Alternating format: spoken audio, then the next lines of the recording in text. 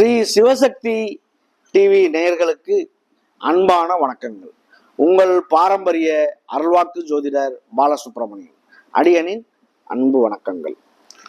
என்றும் குருவழியில் குருவை நேசிப்போம், குருவை போற்றுவோம். இப்ப நம்ம எதை பத்தி பார்க்க போறோம் அப்படின்னா, குரு வக்ர பயிற்சி. இந்த குரு பகவான் வக்ரம் பெறக்கூடிய ஒரு காலம் எப்படி இருக்கும் இந்த 12 ராசிக்கும் அப்படிங்கிற ஒரு விஷயத்த நம்ம விரிவா பார்ப்போம். அதுக்கு முன்னாடி பாத்தீங்க அப்படின்னா, எப்போ வக்ரம் ஆகிறாரு அப்படிங்கிறத பார்த்துருவோம். 9/10/2024, அதாவது புரட்டாசி மாதம் 23ஆம் தேதி புதன்கிழமை 12:25 பகலையில பாத்தீங்க அப்படின்னா வக்ரம் பெறுறாரு. அவர் வக்ர நிவர்த்தி ஆகக்கூடிய காலம் அப்படிங்கிறது பாத்தீங்க அப்படின்னா தை மாசம் 22ஆம் தேதி, அதாவது 4/2/2025 கிட்டத்தட்ட 116 நாட்கள் அவர் வக்ரகதியில இருக்கார். அவர் வக்ரகதி அடையக்கூடிய காலம் பாத்தீங்க அப்படின்னா, இந்த கோச்சார பிரகாரம் கிட்டத்தட்ட ஒரு 25% தான் கோச்சாரமே வேலை செய்யும். அப்ப இதை பொறுத்தளவுக்கு யாருக்கு நல்லது நடக்கும், யாருக்கு கெட்டது நடக்கும் இந்த 12 ராசிகள் அப்படின்னு பாத்தீங்கன்னா, குரு தசையோ, குரு புத்தியோ, குரு அந்தரமோ, சூட்சுமமோ இப்படி நடக்கக்கூடிய உள்ளவர்களுக்கு அது வக்ரம் பெறும்போது ஒரு சில பாதிப்புகள் உண்டாகும். இல்லைன்னா பாதிப்புக்கு வேலையே இல்லை. இதை பொறுத்தளவுக்கு பாத்தீங்க அப்படின்னா, இந்த கிரகங்களுடைய அடிப்படையில தனுசு லக்கணத்துல வக்ரம் பெறாரு. ராகு, சனி பகவான் கும்பராசியில வக்ரம் பெற்று இருக்காரு. ராகு பாத்தீங்க அப்படின்னா மீன ராசியில இருக்காரு. குரு பகவான் ரிஷப ராசியில வக்ரம் பெறாரு. செவ்வாய் பாத்தீங்க அப்படின்னா மிதுன ராசியில, சூரியன் புதன் கேது கன்னி ராசியில இருக்கு. சுக்கிரன் ஆட்சி பலம் பெற்று துலாம் ராசியில இருக்கு. இந்த 12 ராசிகளுக்கும் ஒவ்வொரு ராசியா தனித்தனியா என்ன பலன் அப்படிங்கிறத நம்ம விரிவா பார்க்க போறோம். அன்பார்ந்த ரிஷபராசி அன்பர்களே, இந்த ரிஷபராசி காலச்சக்கரத்தின் 2வது ராசி. இந்த ரிஷபராசியுடைய ராசிநாதன் சுக்கிர பகவான். அவர் உங்களுக்காக பாத்தீங்க அப்படின்னா 6ஆம் இடத்துல ஆட்சி பலம் பெற்று வலிமையில இருக்கார். இந்த குருவாகப்பட்டவர் பாத்தீங்க அப்படின்னா உங்களுக்காக 8க்கும் 11க்கும் உள்ள அதிபதி உங்களுடைய ராசியில ஜென்ம குருவா இருக்கார். ஜென்ம குருவா இருந்து கிட்டத்தட்ட 116 நாட்கள் அவர் வக்ரகதி அடைய இருக்கார். வக்ரகதி அடையக்கூடிய காலங்கள் ஜென்ம குருவா இருந்து உங்களுக்கு பாத்தீங்க அப்படின்னா கண்டிப்பாக ஏதாவது ஒரு சில பாதிப்புகள் உண்டாகும், இல்ல சாதகமான சூழ்நிலை கூட உண்டாகும். அவரவருடைய ஜாதகத்தின் அமைவை பொறுத்து.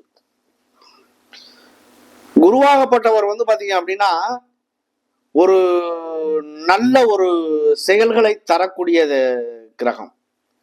தன் நலமற்று பிறருக்கு உதவி செய்யக்கூடிய மனப்பான்மை கொண்டவர்.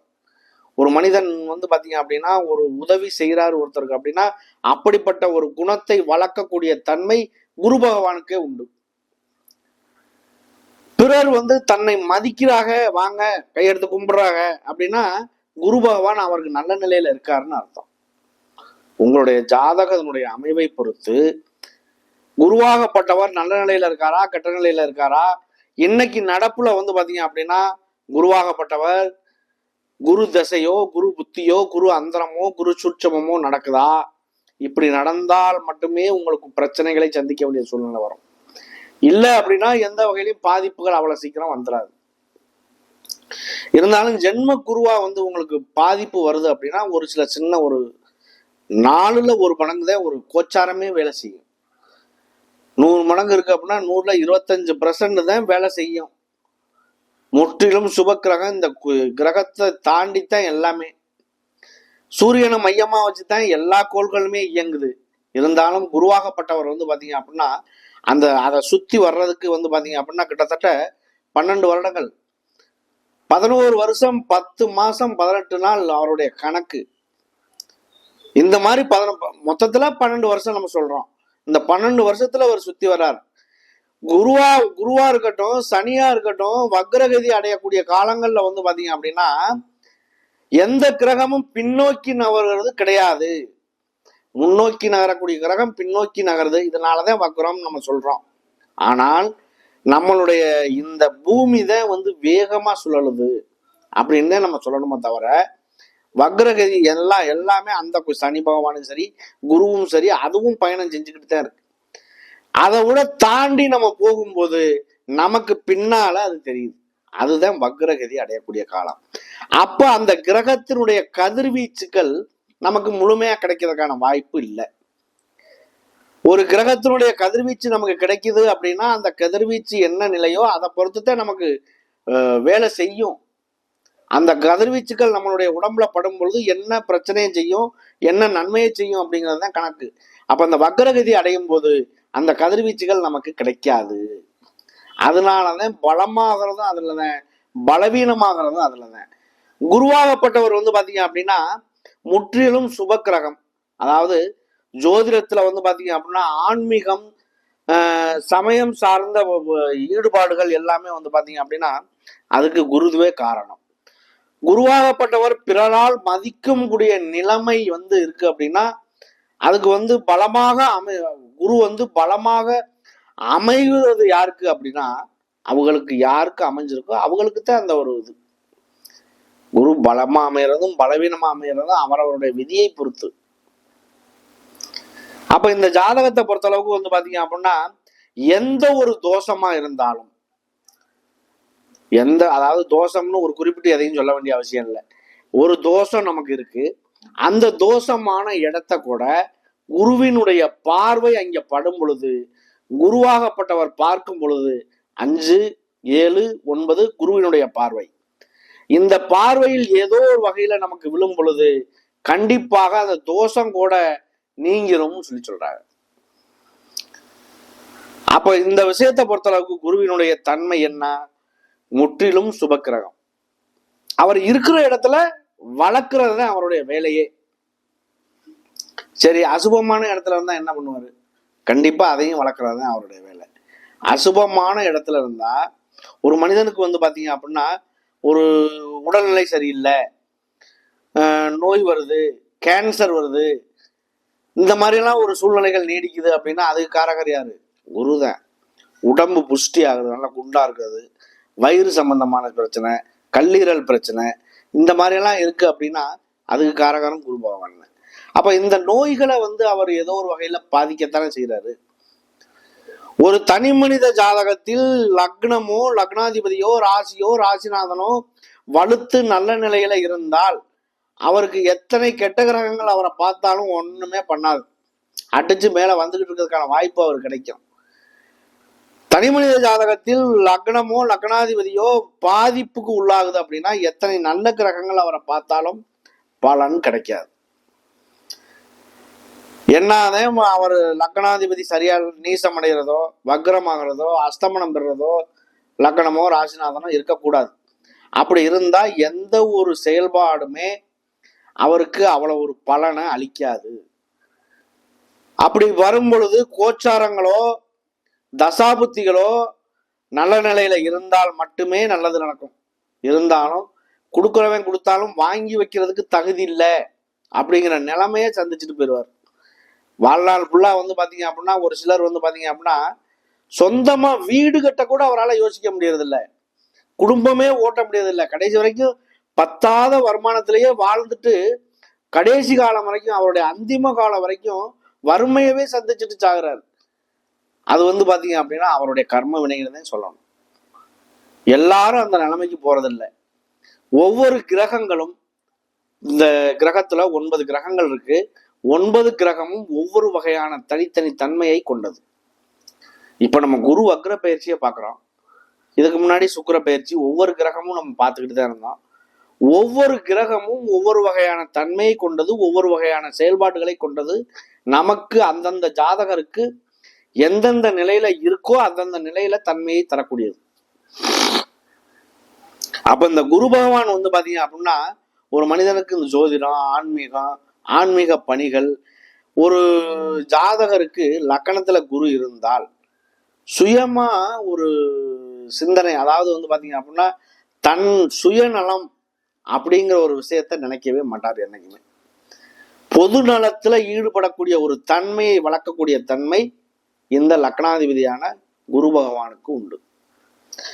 லக்னத்துல குரு இருக்காருன்னா குரு தான் இயக்குவார்.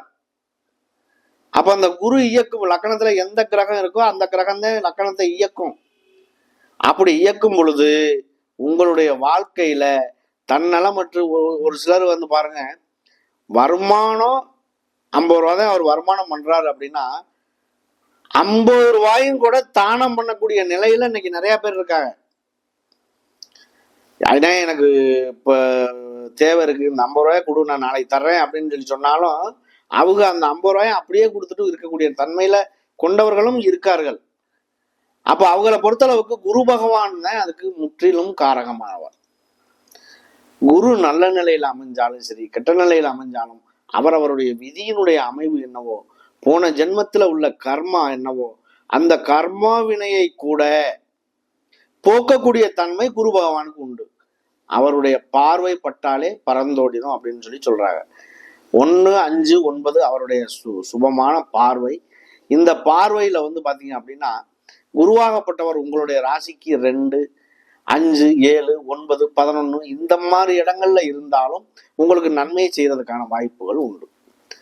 அப்ப இந்த குருவாகப்பட்டவர் வந்து பாத்தீங்க அப்படின்னா முற்றிலும் சுபக்கிரகம் அப்படிங்கிறதுனால குருவாகப்பட்டவர் உங்க ராசியில ஜென்ம குருவா இருந்து உங்களுடைய 5ஆம் இடம், 7ஆம் இடம், 9ஆம் இடத்தை பாக்குறாரு. 5 அப்படிங்கிறது குழந்தைகள் ஸ்தானம், குலதெய்வ ஸ்தானம், பூர்வ புண்ணிய ஸ்தானம், இந்த மாதிரி எல்லாம் உண்டு. அப்ப உங்களுக்கு வந்து குலதெய்வம் இது வரைக்கும் எங்க இருக்குன்னே தெரியல அப்படின்னா கண்டிப்பா கண்டுபிடிப்பீங்க.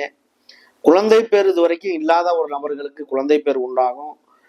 அது இல்லாம பூர்வ புண்ணிய ஸ்தானங்கள் எல்லாமே கெட்டு போயிருக்குன்னா அது நல்லதா மாறும். உங்களுடைய பூர்வ புண்ணிய சொத்து சம்பந்தமான பிரச்சனைகள், பண சம்பந்தமான பிரச்சனைகள், குடும்பத்துல உள்ள பாக பிரிவினைகள், இது எல்லாமே வந்து சுமூகமா மாறுறதுக்கான ஒரு வழி வாய்ப்புகள் கிடைக்கும். உங்களுடைய 7ஆம் இடத்தை பார்க்குது. 7 அப்படிங்கிறது 5ஆம் இடத்தை பார்க்கையில இன்னொரு விஷயம் என்னன்னா காதல் திருமணங்கள் கைகூடும். இதுவரை காதல் பண்ணிட்டு இருக்கீங்க அப்படின்னாக்க உங்களுக்கு காதல் நிறைவேறவில்லை அப்படின்னா இந்த மாதிரி நேரங்கள் உங்களுக்கு சாதகமா அமைகிறதுக்கான வாய்ப்புகள் உண்டாகும். 7 அப்படிங்கிறது கலத்திரஸ்தானம். 7ஆம் இடத்தை பார்க்கிறாரு. 7ங்கிறது மனைவி ஸ்தானம், கணவன் ஸ்தானம், கூட்டாளிகள் ஸ்தானம். அந்த மாதிரி உள்ள ஒரு விஷயங்கள், கூட்டா ஒரு தொழில் பண்றீங்க, கல்யாணம் ஆகல, கல்யாணத்துக்கு காத்துக்கிட்டு இருக்கேன் அப்படிங்கிறவங்களுக்கு கல்யாணம் திருமணம் சார்ந்த விஷயங்கள் நடக்கிறது, இது எல்லாமே ஓரளவுக்கு சுமூகமான சூழ்நிலைகளை சந்திக்கும். 9ஆம் இடத்தையும் பார்க்கிறார். 9 அப்படிங்கிறது பாக்கியஸ்தானம்.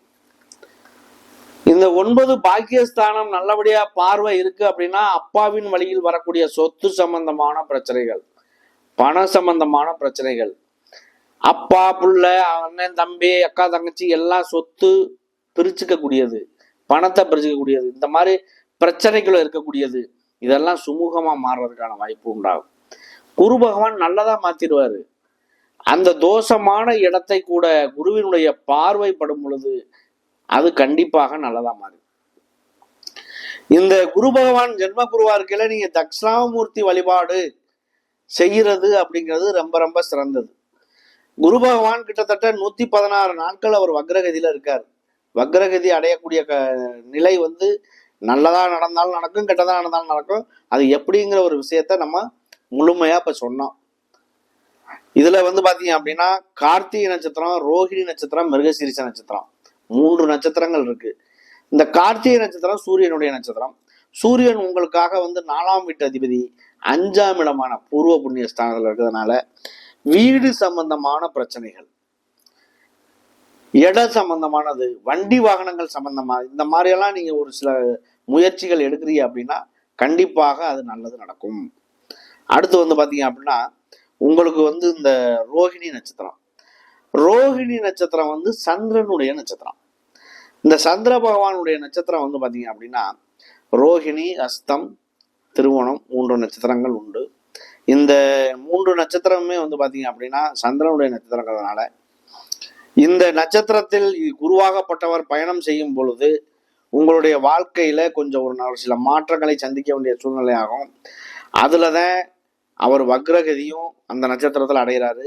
கொஞ்சம் கவனமான செயல்கள் ஈடுபடுவது உங்களுக்கு ஒரு நன்மையை தரும். அடுத்து மிருகசீரிஷம் 2 பாதங்கள்.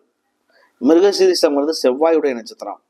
அவர் உங்களுக்காக, உங்களுடைய ராசிக்காக 2ஆம் இடத்துல தனஸ்தானத்துல இருக்காரு. அவர் அங்கே இருந்தாலும் அவருடைய நிலையாகப்பட்டது நல்ல நிலையில தான் இருக்காரு அவரு. அதனால ஒன்றும் குறைபாடுகள் வர்றதுக்கான வாய்ப்பு இல்லை. இருந்தாலும் கோவதாபங்கள் கொஞ்சம் அனுசரித்து போகக்கூடிய ஒரு தன்மை உங்களுக்கு ஒரு நல்ல மாற்றத்தை உருவாக்கும். முற்றிலும் இந்த தனி மனித ஜாதகத்தில் குருவாகப்பட்டவர் நல்ல நிலையில் இருக்காருன்னா உங்களுக்கு நல்லதே நடக்கிறதுக்கான ஒரு வாய்ப்பு உண்டு. இதுவும் 116 நாட்களுக்கு தான் அவர் இந்த வக்ரகதியில் இருக்காரு. மீண்டும் நல்ல நிலைக்கு வருவார். 5வது மாசத்துல இருந்து பாத்தீங்க அப்படின்னா அவர் குரு பெயர்ச்சியும் அடைகிறார். அப்போ ஒவ்வொரு ராசிக்குமே என்ன நன்மை தீமைகள்ங்கிறத விரிவா நம்ம பார்த்தோம். இந்த செயல்பாடுகள் பாத்தீங்க அப்படின்னா குருவாகப்பட்டவர் ஒரு தோஷத்தை கூட நீக்கிறாரு அப்படின்னா அது அவர்களுடைய விதி ஜாதகத்தை பொறுத்து. கண்டிப்பாக கவனம் தேவை. நன்றி, வணக்கம்.